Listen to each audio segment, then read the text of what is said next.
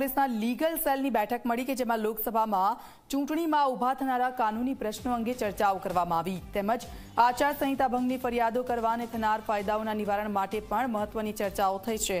આ ઉપરાંત ઉમેદવારોના એફિડેવિટ અને વિપક્ષના ઉમેદવારોના ફોર્મની ભૂલો શોધવા અંગે પણ ચર્ચાઓ કરવામાં આવી।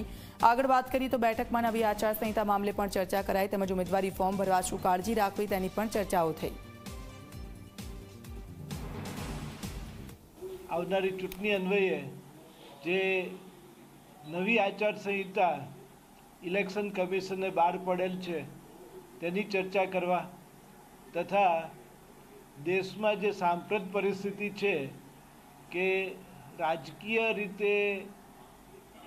એક્ટિવ જે વ્યક્તિઓ હોય તેની ઉપર થતા ક્રિમિનલ કેસ કે હાલમાં એક ચીફ મિનિસ્ટરની પણ ધરપકડ થયેલી છે।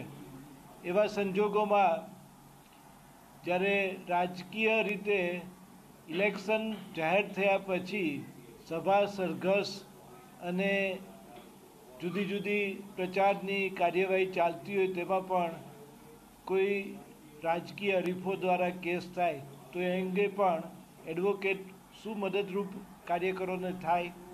ત્યારબાદ ઇલેક્શનના ફોર્મ કઈ રીતે ભરવા, ઇલેક્શનના ફોર્મ ચકાસણી વખતે શું તકેદારી રાખવી એ બાબતની ચર્ચા કરવા માટે ગુજરાત કોંગ્રેસના લીગલ સેલની આજે